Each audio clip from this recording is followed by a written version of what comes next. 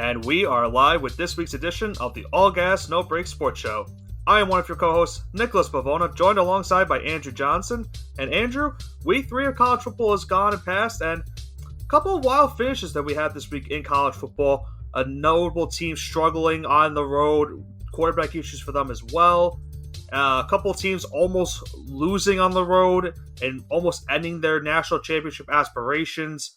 And for one team in the SEC, a huge game-winning field goal as time expires. Overall, another interesting week, and week 4 is coming up, and week 4 could potentially be the best week we've had already this college football season. So we're in for a good treat this week. I mean, for a bunch of games that we thought on paper were going to be no good this week, it still went above and beyond to surprise us. That's the great thing about college football. Even if the games aren't exciting on paper, that's why you play the game. And we could get into it all in a little bit, but Nick kind of alluded. There's a lot of teams that I would say suffered some pretty big upsets or were almost upset. Right. But would you like to get into it, Nick? Yeah, and one of them was the team that a lot of people are talking about right now. That's obviously Colorado. I mean, obviously all the national attention is towards them. College Game Day was there this week to, talk about all this stuff. You had the rumors, I shouldn't say rumors, but you had all the hype going into this game, the issues with both of these teams, again, with Colorado and Colorado State. Obviously, they already have a history as it pertains to their rivalry. Then you add to the feud of the fire with the comments made by Colorado State's head coach towards Deion Sanders. And it led to this game being, as Deion said, it became personal going into this one. And it was a very, very personal game. The first quarter, Andrew, took about an hour to get over with just because of the amount of personal fouls and penalties that we had in that first quarter. And that game, I believe, did not end till like 2:30 at night. It did not, no. It went into double overtime. Colorado did hang on in this game by a final of 43-35. So give credit where it's due to the Colorado State Rams. They fought very well in this game, gave Colorado a run for their money. But at the end of the day, Colorado was just too much for them. They got a late touchdown in the fourth quarter to send the game into overtime, also getting a 2-point conversion to make sure that they would go into overtime. And their defense got a big time interception in that double overtime period to end the game and hold on for a 8-point win over the Rams. A lot to take in from this game. I mean, obviously, Shedeur Sanders, I will say early on, did struggle against that Colorado State defense, did find a groove in the second half, threw for another 348 yards, 4 touchdowns and an interception. A huge story, though, for them is now that Travis Hunter gets injured in this game, and there's a lot of controversy out that. It was a very blatant late hit that he got when he was trying to make a reception and didn't have a chance to catch the ball, but got tackled anyway by the Colorado State, I believe it was their safety. Name, slips my mind right now, but nonetheless, Travis Hunter gets injured. He's going to be out the next 3 weeks, and that's big, Andrew, for their next 3 games because you look at their schedule. They got Oregon coming up. USC is coming up, just to name 2 of the 3. They have to figure out a way to pull off what a lot of people would say would be a big-time upset when now without one of their best players. Yeah, and if you remember last week, we had a certain host who shall not be named, but I was complaining that this was College Game Day. So it was a waste of time. It was going to be a blowout. And, why not just save for USC and Oregon? Well, would you want to see this Colorado team without Travis Hunter College Game Day next week for Oregon? I wouldn't. Right, I mean, I wouldn't without Travis Hunter. That game is complete. I don't think that's going to be fair. It's so, I will say this, the only thing I hated about this game was that the time slot it was in. It was It was originally supposed to start at 10 o'clock. But the problem was the Tennessee and Florida game was still prolonging at the late end, so it had to be moved, the kickoff had to be moved to 10:20. And by the time it kicks off and then you have an hour-long first quarter, that's why the game doesn't end until 2:30 at night in double overtime. I love the game was good, but there were points in time where I was falling asleep in overtime because I was just exhausted from the day. So it was a great game either way. Both teams showed out despite what a lot of people thought was going to happen going into the game. Obviously the point spread was big in Colorado's favor. No one gave Colorado State a chance. They put up a great battle. In retrospect, they probably should have won this game. They played a lot better than Colorado did. But at the end of the day, the talent-wise in Colorado was just too much for the Rams. They now drop to 0-2. Colorado stays undefeated, and now, like we mentioned, a huge game coming up with Oregon this week. But like we also said, no Travis Hunter. That could loom very largely not only on the offensive side of the ball, but on the defensive side of the ball as well. Yeah, no Travis Hunter. He has, I believe, a lacerated liver. He'll be I out believe for a so. he'll be out for a couple weeks. He went online on a vlog, I believe it was on YouTube, calling out Colorado State, saying it was a dirty play and they are dirty And players. Deion it was. Sanders, all he could say was, it was a questionable hit, but every team does it. He's not lying about that, but he kind of took the PC way out of it. Kind of not wanted to rip on the student athletes. I do respect him for taking the higher road, especially after he was just trashed all week by Jay Norvell. Right.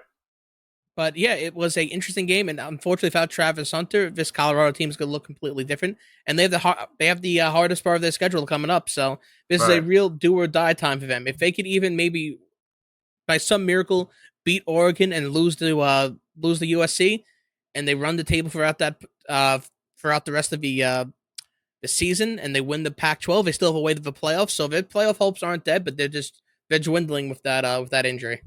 Yeah, losing a guy like that has an impact on both sides of the ball really does hurt a team in a lot of ways. So they're going to have to try to figure out who's the next man up in terms of both sides of the ball and try to make sure that they can get the win in Eugene this week against Oregon. We will preview that game later on in the show.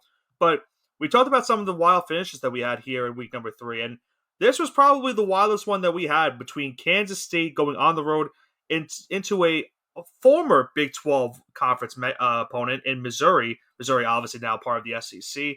But this game, you got to admit, people would not have thought game would live up to the hype.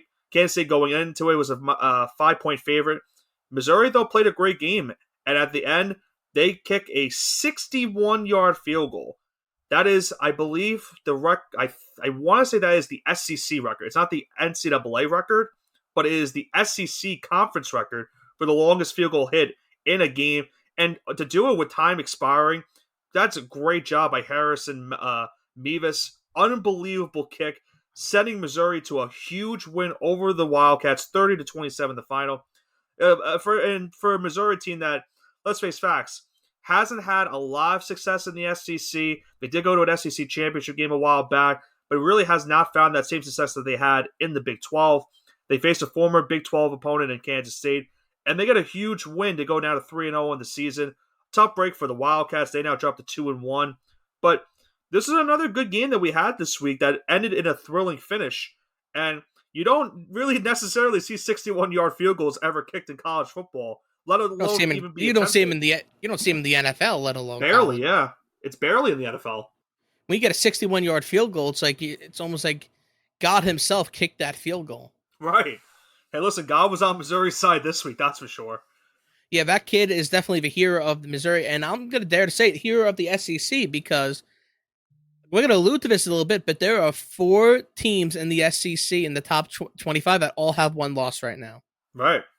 This is probably the weakest the SEC has ever been in probably the last 10 to 15 years, but Missouri getting a win like this, the bottom tier of that SEC, because that's what they're in. They're in that bottom to mid-tier SEC team. Getting a win over one of the premier Big 12 teams like that really helps the conference. Yeah, I mean, you got to think about it. If the SEC continues to play the way that they're currently playing, then who knows? I think you're right in the sense of anything could happen and anyone maybe could win. We will allude to it in a second and talk about the next team, but they struggled in the first half in their game. We know what Alabama has done so far in the season. They've had their struggles. Tennessee obviously did not have a good week this past week. So you're right. Some of these top teams that we expected going into the season have not lived up to those expectations so far. And that's even if a team like Georgia, despite them being still undefeated, they still have now looked great throughout their first 3 games. So, and I think, you know what, personally, for me, that just makes college football even better. Because the unpredictability of who might come out as the national champion this year is perfect. You kind of knew going to last season that Georgia was the favorite and it's anyone against them. Now this year, who knows? We could have any team could realistically make a case for winning the national championship. Yeah, the SEC is not the power conference this year. maybe by week 8 or 9, that's going to age like milk. But as of the Yeah, first it's couple of definitely gonna weeks, age by milk. oh yeah, because I still have two SEC teams in the playoffs, so I still have faith in them as long as they can Right. take care of business. Because as we're going to allude to, all these teams are struggling. But I want to head into the next game, and we'll talk about the Georgia Bulldogs, number one team in the country, struggling versus South Carolina and Spencer Rattler. I don't know if you want to give an analysis on that, Nick. Yeah. I watched the first half of this game, most of the second half as well. I got a little snippet of the first half, and I will say this: Georgia started off really slow. You gotta give South Carolina credit. They when we looked at this game on the show and we saw the point spread, we said there is absolutely no way a team like It was South Carolina disrespectful. exactly could be getting this disliked a 27 and a half 27 and a half underdog. points. I understand Georgia is reigning two-time champions and they're going for a three-peat this year, but they're not the same Georgia team we've seen in the last couple seasons. And one part of that is the change of quarterback. I'll say this for Carson Beck. He had his ups in this game. He also had his downs. Didn't throw an interception, which is good. Didn't also throw a touchdown. So he really didn't factor that much totally into the game. Georgia's rushing attack was the reason why they won this game, but their defense in the second half was also the reason why. They went into the half trailing 14-3, and that was also after Georgia missed a couple of field goals in that first half. So there was a lot of danger. They went into the halftime trailing by 11 points, but like I mentioned, their rushing game really got them back into it. They outscored South Carolina in the second half by a score of 21-0, able to hold on and win this game 24-14. They go to 3-0 on the year. But like we said, it's a weird time right now because Georgia hasn't looked dominant in these first couple games. And I'm wondering if that's going to be a common, trend as the season goes on. They have some tough road games on the season. Obviously, they'll have to play maybe Alabama or whoever it may be in the SEC West for the SEC championship if they get to that point.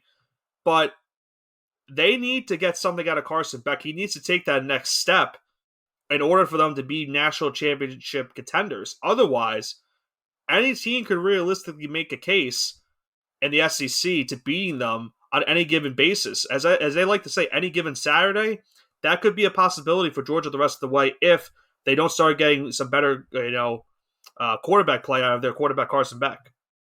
Yeah, no, absolutely. And I want to go into the next game because I want to talk about this game myself. I don't know if you want me to lead off this, but I'm going to lead off. Go for it. With Alabama, the Crimson Tide. I said it last week. Nick Saban needed to get things on track, and boy, he is still struggling mightily. Alabama had 107 passing yards. Yep. In this game against not an SEC team, not a Big 12 team, not a Big 10 team. They didn't play Michigan, Ohio State, LSU, Georgia, no Power 5, but the University of South Florida. Shout out now, I do realize that USF wasn't a power conference many years ago. About 15 years ago, they were Big East football when it was still a thing in its heyday. But USF is not a Power 5 school. No disrespect to them. And they, I want to say, had Alabama's number for the first 40 minutes of this game. Yeah. I would say even the first 40 minutes of this game because they didn't score till late in the third quarter. Right. Now, for a school that's produced recent quarterbacks over the year, I'm going to count Jalen Hurts because he spent 3 years at Alabama and he won a national championship. Yep. I'm going to count Jalen Hurts. I'm going to count Tua. I'm going to count Mac Jones. You have multiple quarterbacks that have won Heismans. They've won national championships. They've been drafted in the first and second round of the NFL. Too. Bryce Young, he just got drafted this year. I almost forgot the same number one pick of the draft. So you have, jeez. Anyways, I digress. You have multiple quarterbacks over the last 5 or 6 years. So Alabama's been a quarterback factory. We don't know how they're going to be in the NFL, but it looks like Tua's pretty good right now. Jalen Hurts is pretty good. Mac Jones has had a really big improvement this season, and Bryce Young, he's had 2 starts. Solid 2 games, yeah. So it looks like 2 of those guys are solid starters. Mac Jones is looking like a solid starter, and Bryce Young is a question mark. So you have all these quarterbacks, and you muster up 107 yards on the offense. So the question I have for Alabama now, is it the coaching, or has it always been the players in the last couple of years? Well, because that is a tough pill to swallow. I will say, I remember the years where Alabama struggled in quarterback play. That's when they had guys like Blake Sims and Jake Coker as their quarterbacks. And they did win a national championship with Jake Coker at quarterback. But being that as it may, when Bama doesn't have good quarterback play, they tend to struggle in the SEC, and it doesn't really turn out to be in their favor, and they don't really do anything Kind of as, a crazy as a this is. This is the national team. AAC. These Right. dudes, University of South Florida, no disrespect, are underdog favorites at home. They're underdogs at home, and guess who's visiting them? Rice. So the Yeah. team that almost beat Alabama this week is now an underdog at home versus Rice.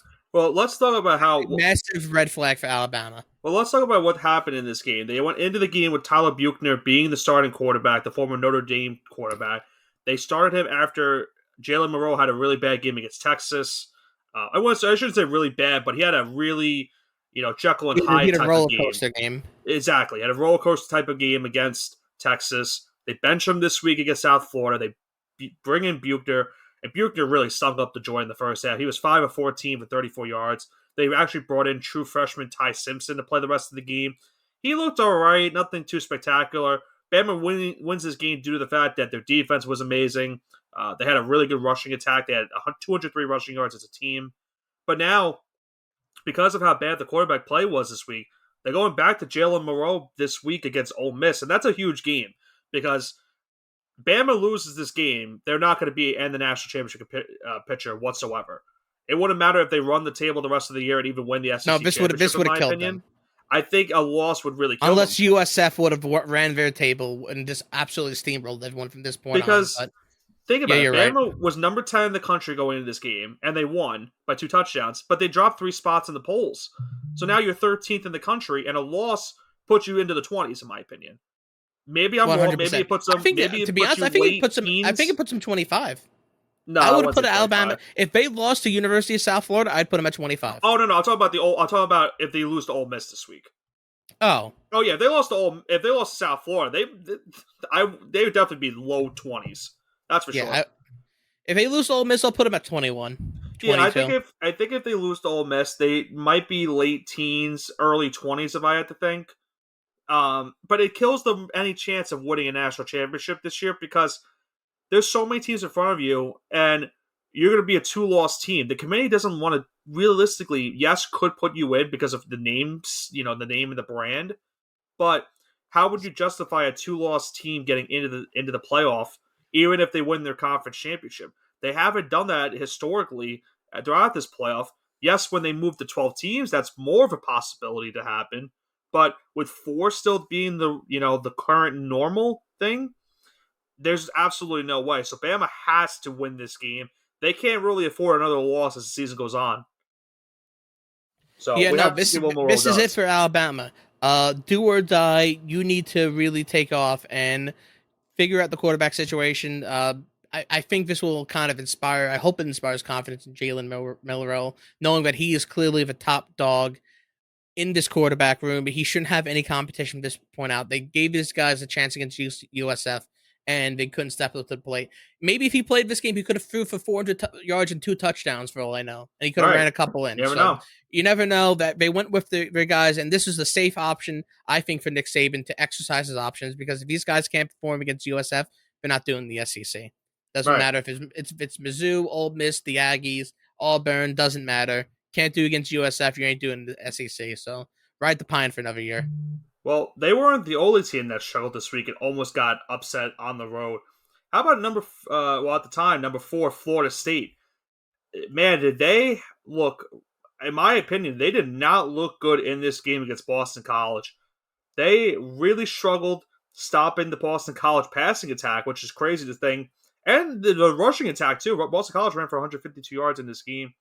Florida State hangs on and wins this one 31-29. But man, if not for a missed 2-point conversion from the Eagles, this game could have went into overtime, and who even knows what happens at the end of the day.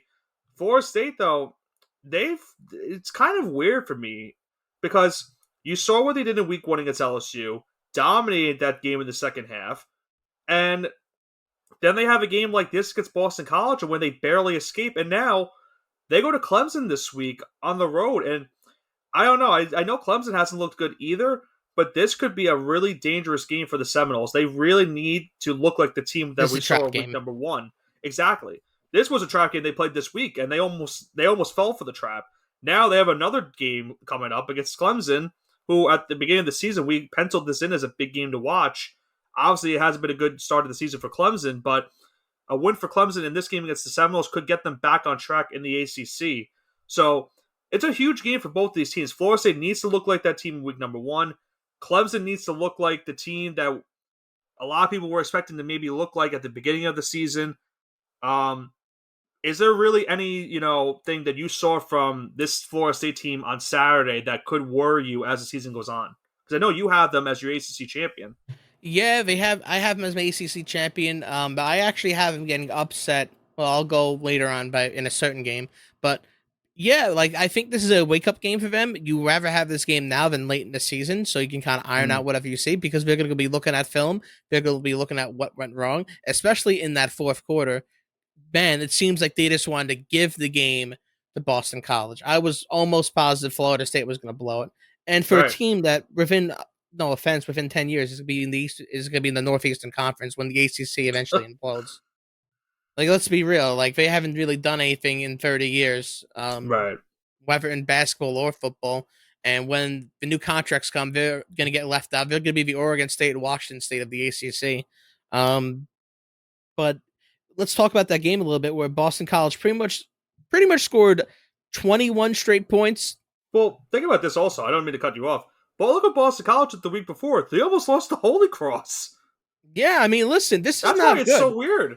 This is not a good team. They lost to Northern Illinois. They barely beat Holy Cross, but they almost beat Florida State. So Right. listen, I get it. Like a lot of these teams, the offense is new. There's a lot of transfers now. The portal's real. It's pretty much a glorified NFL offseason every single year. But you have to get your OTAs in order. This is insane. To have this variance in a football program on both sides. I will say this. We've seen a couple of teams that almost have gone upset, and it hasn't happened yet, but I always think of the 2007 college football season, and where every week there was like a big time upset, and it led to like the wildest finish of the season, in which I think LSU was a 2-loss team, and they went to the national championship game and won.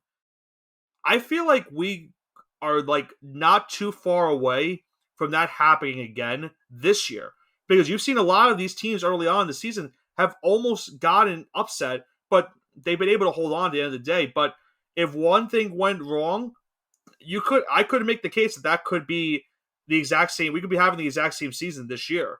But like I said earlier, I like this type of football because it leads to a lot of unpredictability, and maybe we don't know who the national championship winner is going to be. You saw what happened to TCU last season. I hate to say it, Texas looks like the best team right now.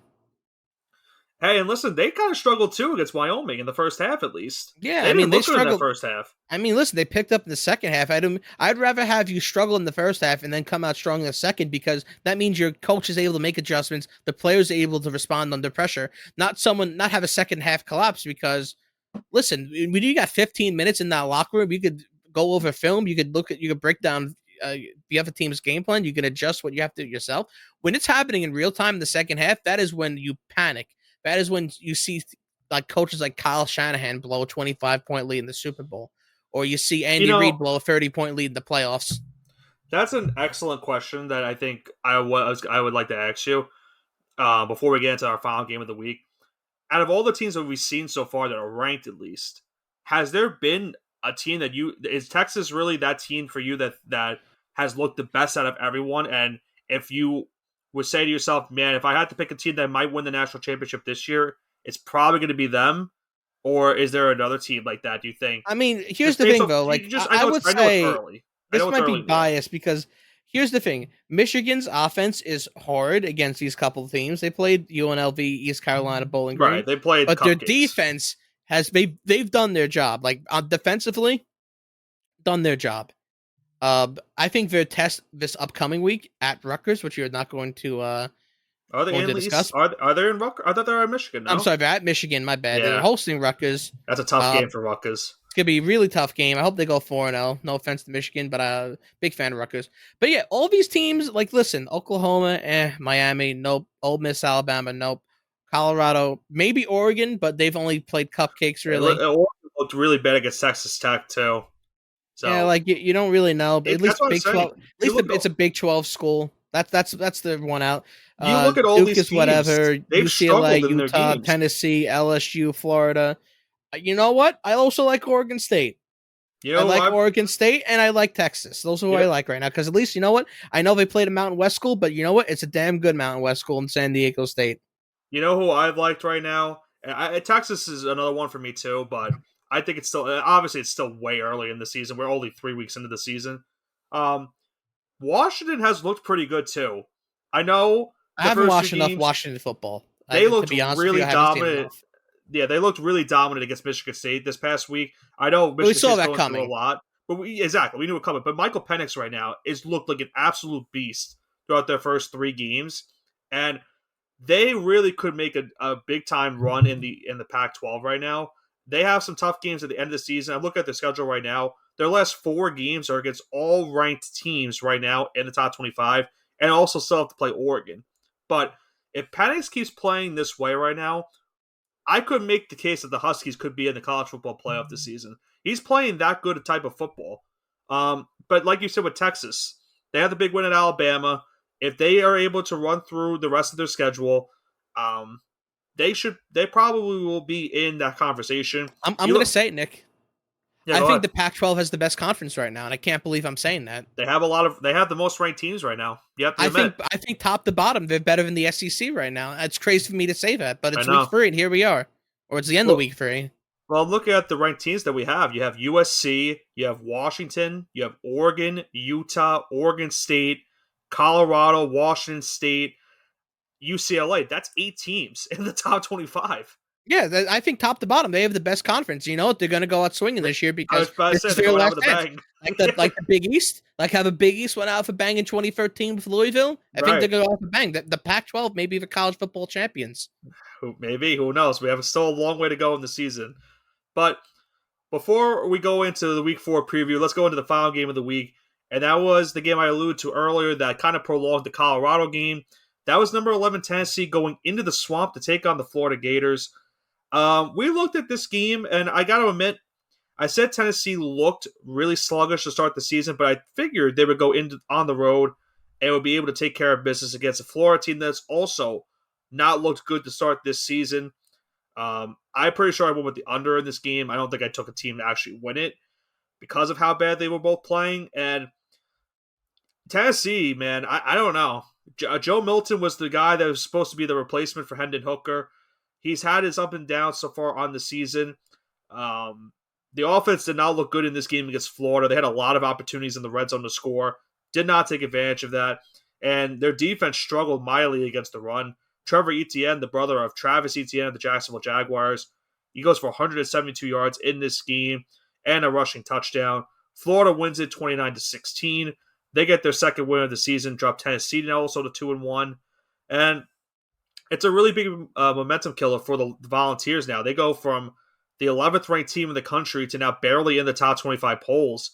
So for them to have any hope, they have to run the table the rest of the season. But the way their offense has been playing, I'm not sure if that's going to even be possible. And it's, like I said, it's weird considering Milton. Like we said, the Swamp. Yeah, go ahead. The Swamp takes all teams' hopes and dreams, and they die in the Swamp. No matter if Florida is a 4-win team or a 5-win team or a 10 or 11-win team, the Swamp is the probably a top 5 most difficult arena to play in football. The atmosphere is incredible there. 100%. And that's what happened to Tennessee, unfortunately. They got caught up in the Swamp. They say the turf monster got them. The Swamp monster got them this time. We would say the turf monster of the NFL take his victims. But... And you know what? If that second quarter doesn't happen, they win that game. They just got caught. It was probably a 15-minute span where the defense was probably gassed because the offense couldn't stay on the field. Couldn't stop the run either. They had a couple 3-and-outs, and when you can't stop the run, it opens up the passing game. which allowed a couple of a really really accurate game by Florida QB. Graham Mertz, yeah. Yeah, but Florida, uh, again, it's just that the SEC is a battle. It's a war within itself. I know Florida has a game upcoming this week against the Charlotte, I think, 49ers of the AAC. Florida back in the AP top 25, which helps the SEC's credit. I think there's 4 or 5 teams in the SEC in the top 25, maybe 6. We have Georgia, Alabama, LSU, Tennessee, and Florida, so 5. So 5 teams. So it helps them a lot, boost the confidence a little bit, and this is going to sound really bad, but going forward, if Florida can win a couple of games, they can go up to 20, 19, 18. They lose to an SEC team that's on a hot streak.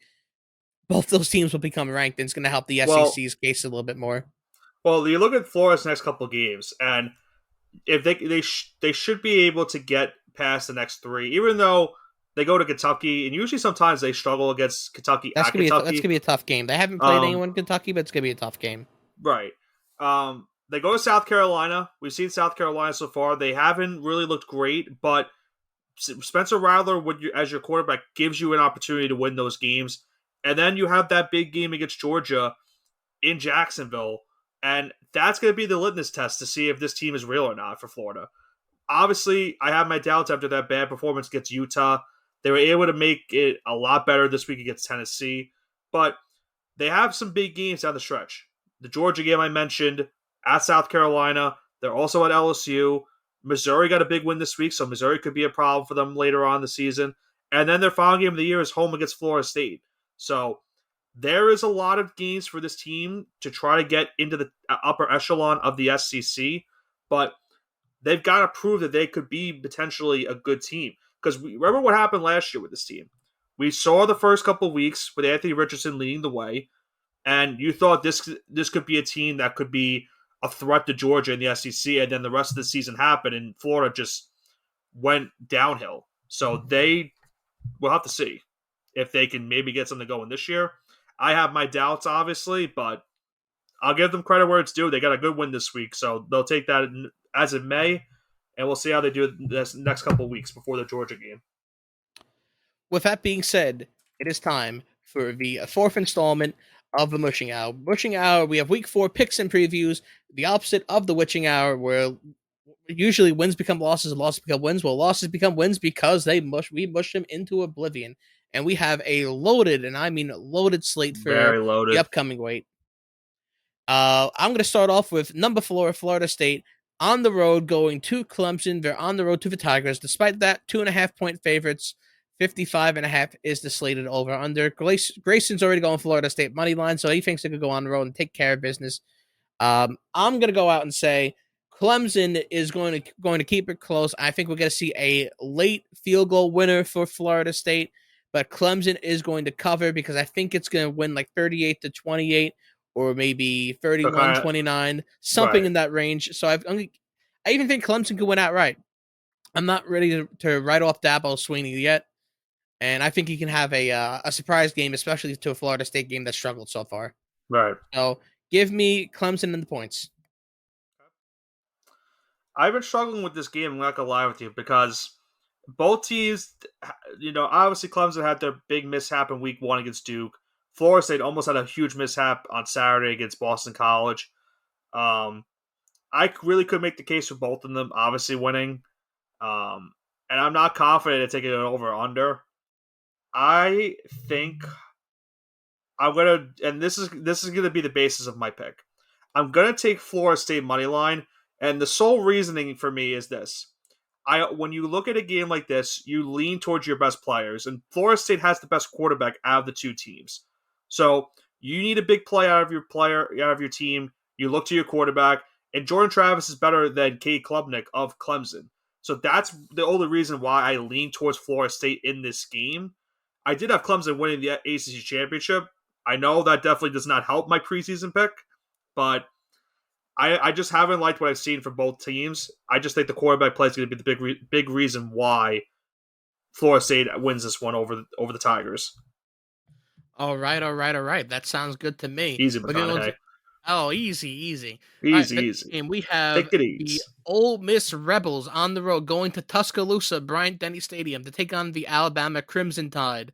Alabama Crimson Tide, one of 8 teams in college football that has a color in their name. If you can guess the other 7, I'd be impressed. Uh, Bama 7-point favorites at home, 55.5, same as the Florida State game. Is the slated over under? I gotta think about that. That's gonna. I'm gonna have to ask you after the show. I want to guess this after the show. One of 8 teams. The All trivia right. question for the people at home. Yeah, think about it a little bit. We have Grayson's taking Ole Miss -3, so they think Grayson's going to give 10 points pretty much to Ole Miss. I Yep. think that's idiotic, but hey, what do I know? Hey, We listen, have you and I both have positive records, so let's just put that out. yeah, no, he's better in the NFL, but I am definitely better in college, and that's fine. We could trade those. Yeah. We have Alabama at home. They just had a almost embarrassing loss to an AAC school. Nick Saban has those guys running suicides in that Alabama heat probably all week right now. He has them going up and down the stairs at that stadium. I don't even think he's letting them wear their gear right now because he's embarrassed of them. That motivation is going to lead Alabama, and I'm going to take them to cover. Alabama +7. I'm going to say the final scores will be 35-14. Was it a -7 Alabama? Oh, I'm sorry, -7. My Okay. apologies. Thank you for that. Yep. Uh, I think this is gonna be how I picked the first game too. I like Jackson Dart compared to Jalen Moreau. Obviously, Dart is the better quarterback of the two. Um, I'm not going to take Ole Miss straight money line. I'm going to take them to cover in this game. I think Bama will hold on and win this one, and they'll get back on track. But I really have thought about maybe taking Ole Miss money line. I just don't know if I have enough faith.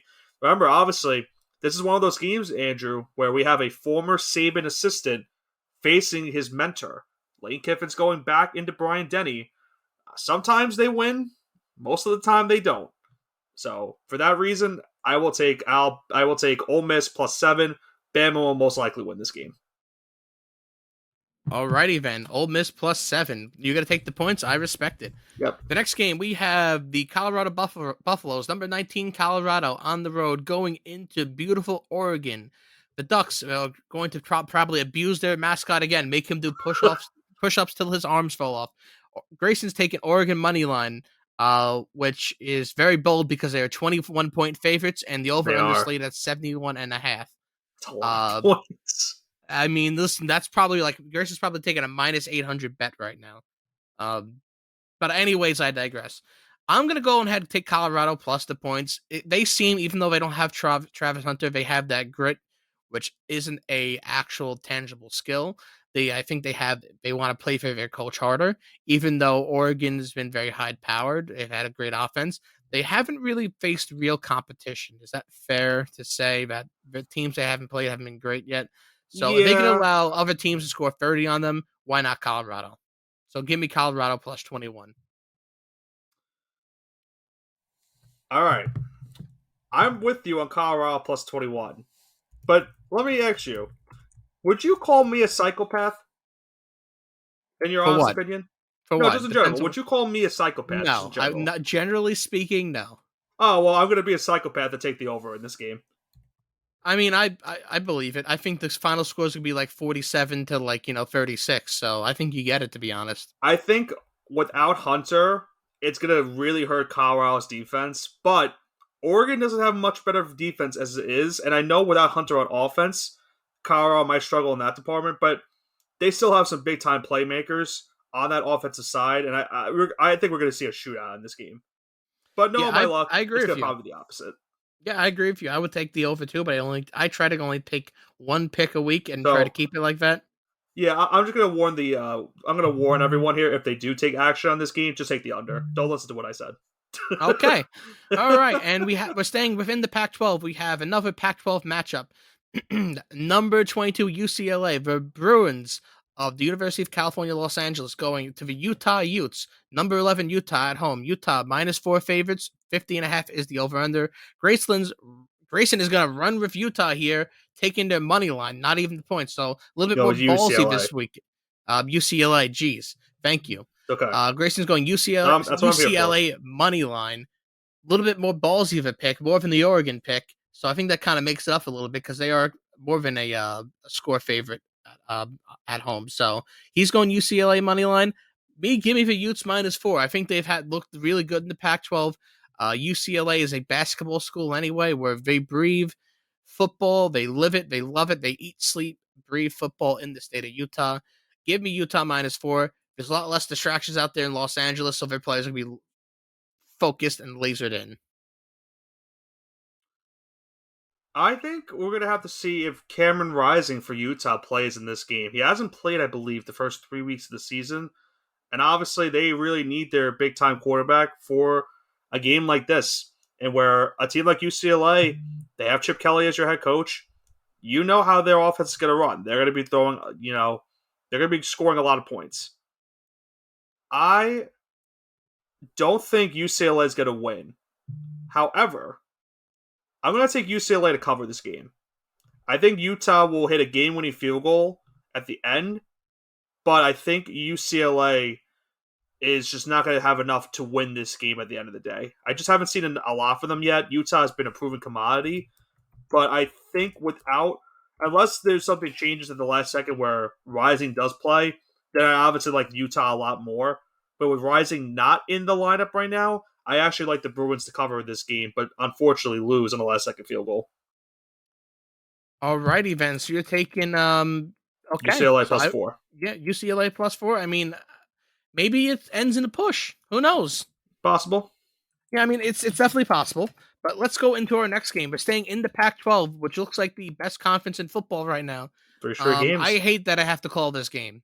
I really do. It's a tough one. Number 14 Oregon State at number 21 Washington State. The battle of who got left out more in the new conference realignment. I feel bad for both these teams.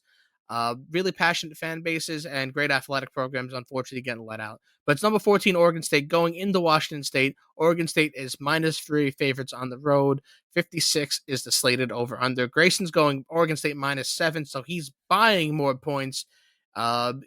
Or I'm sorry, he's taking more points. Right. Again, he's going a little more He's going a ballsy lot of here. balls He's this going to week. be pretty bold on here because he thinks they're going to cover by more than a touchdown. He thinks they're going to win by 8 points or more, which, hey, it definitely could happen. But I'm going to go ahead and take it safe and just pick Oregon State money line. I would say this is a kind of I don't know what you would call this game, Oregon State versus Washington State. I know like usually Washington, Oregon have a name. I know Washington State and Washington have a game. Right. But I wouldn't know what to call this. I'm going to call this the battle of the real loser of the Pac-12. That's what I'm going to call this.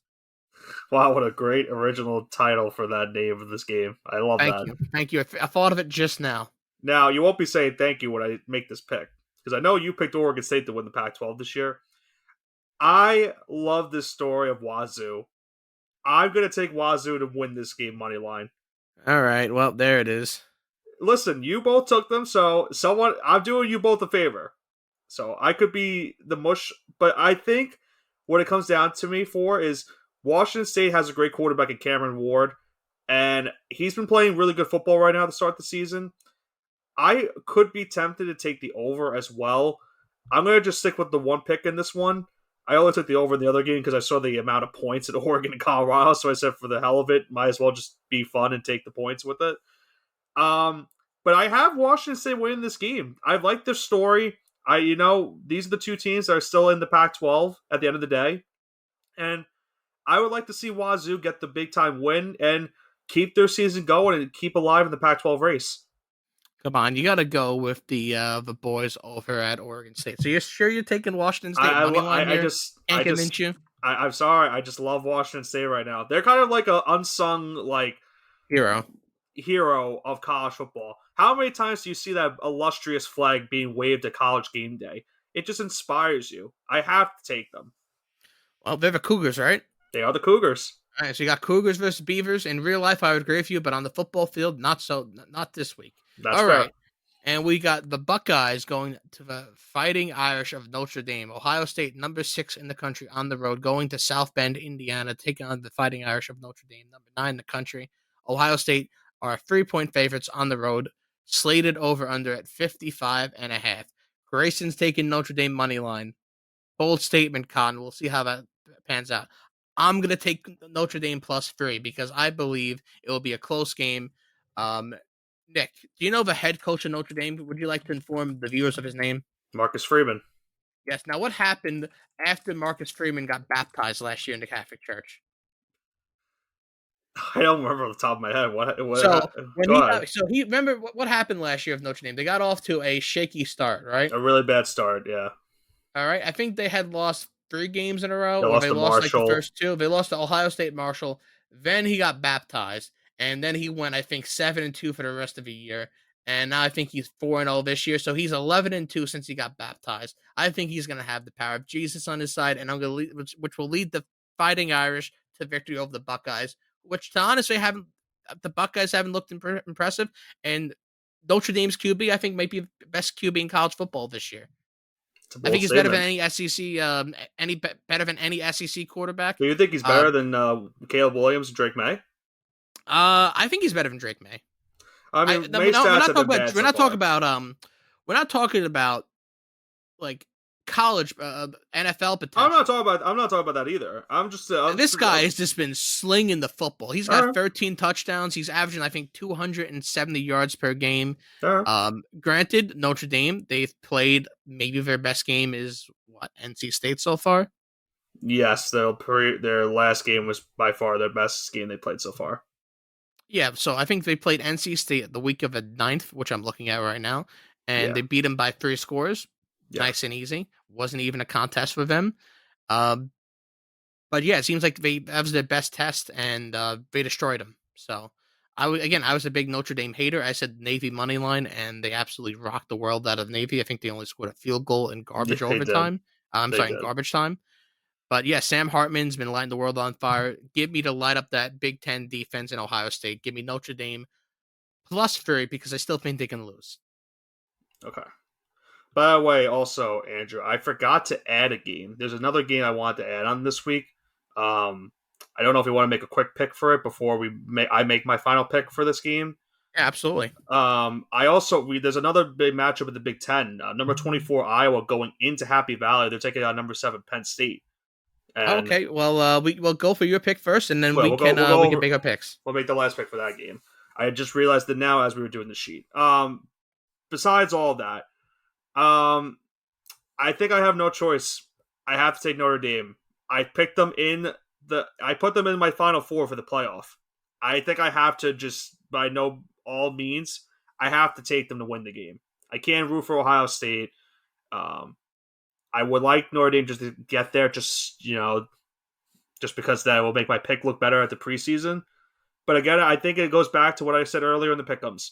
Quarterback play is going to be the factor in this one. Hardman is going to be better than McCord, and I think that leads the Fighting Irish to the win. I'm going to take them straight money line too as well, like Grayson did. So we don't have a true mush. No, because you saved There's it with not the a +3. yeah. There's not. I mean, I saved that with Clemson plus 2.5 too. Right. So there's no true mush this year. Or I'm sorry, This week. this week, which is good. But let's go into our last game. Like you said, number 24 Iowa, they have a strong corn-fed country lineman that the NFL seems to produce, And tight ends. and tight ends. Tight end University going into Happy Valley to take on the Penn State. The Nittany Lions. Lines. Yep. Nittany Lions. I thought of something else, but it's the Nittany Lions.